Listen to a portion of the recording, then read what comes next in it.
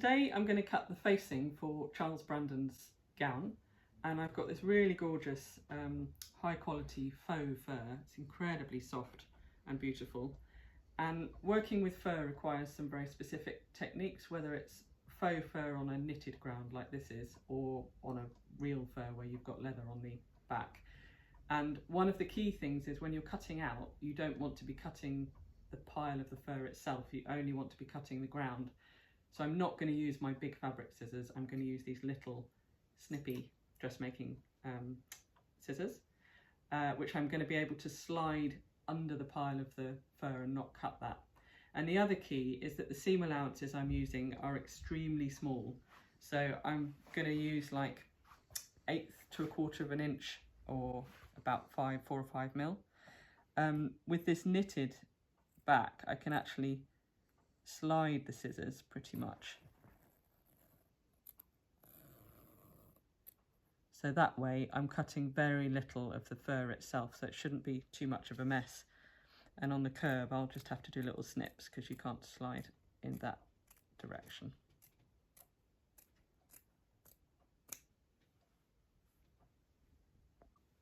So now I'm ready to sew my pieces together. And the reason I cut such tiny seam allowances is because they're basically going to be either whip stitched by hand, which is how I'm going to do this bit, or sewn with a zigzag stitch on the machine. So the key is to get all of the pile of the fur tucked away so that you're not sewing the fur itself. Start off with a couple of stitches to secure it. So as you're sewing, you're tucking the fur inside. And as I say, this is a hand whip stitch, and I'm doing it because it's just a very short seam, this, joining the collar to the front facings of the gown. The next stage I'll probably do on the machine with a zigzag stitch, so I can show you that as well. So I'm only catching really the edge of the fabric. Here's the side that I've already done all the way along. And when we turn it over, you don't have a big ridge of fabric because we don't have a lot of seam allowance in there. So it makes for quite a nice finish. So I've joined my collar and my facing together for the gown. And now I want to finish what's going to be the outside edge ready for lining. And what I've done is I've prepared a length of bias binding. You want bias binding in a colour that matches the fur quite closely. This is actually offcuts from a project I did ages ago that's stripy linen, so I decided the stripes don't really matter. This isn't really going to be visible. And I'm using this old machine that I bought when I first set up in business in 1994, and it was second-hand then, and it's on its absolute last legs. The only reason I'm keeping it is because it does a buttonhole stitch, which is handy when I do modern garments, on the rare occasion that I do, and it does a zigzag stitch, which my normal machine doesn't do. But when I turn it on and start using it, you'll hear what a decrepit and aged poor thing it is. Not sure how much longer it's going to last. So I'll turn it on. And I've set it to a zigzag. It's quite wide. I've got it on about 3 on this machine. And what I'm going to do is sew this bias binding right to the edge of the fur. And as I was doing before, just tuck the fur out of the way as I go. The light's gone on this machine, so that I don't have a light. So as I'm sewing, I'm just going to push the fur out the way.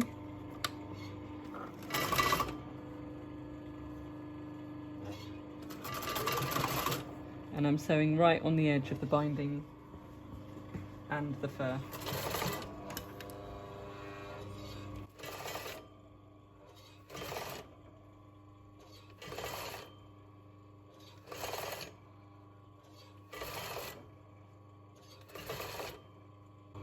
So you can see that it's just catching the edge there.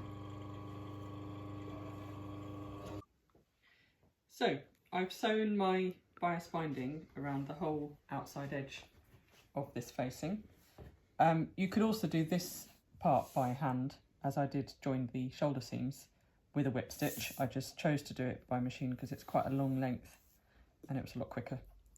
And then the bias binding is just folded to the inside and pinned in place.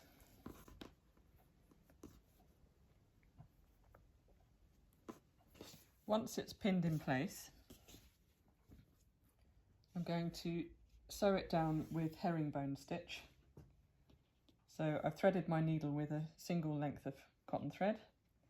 So for herringbone stitch, you just take a tiny bit of the main body of the fabric and then a little bit of the bias binding. I am left-handed, by the way, so in case you're confused about the direction. If you're right-handed, you'd start over here and go this way.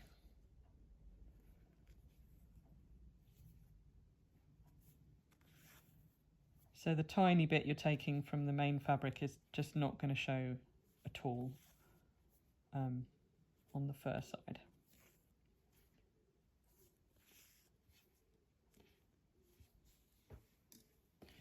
So you can see that the finished fur, what we've achieved is just by gently turning the raw edge under, sealing it up with this bias binding, is a nice rounded edge on the outside. And on the inside, what we've now got is a surface that you can sew your lining to, or in the case of this Charles Brandon gown that I'm making, it'll be the actual velvet of the gown that will get sewn to this bit. So I'll just carry on and go all the way around.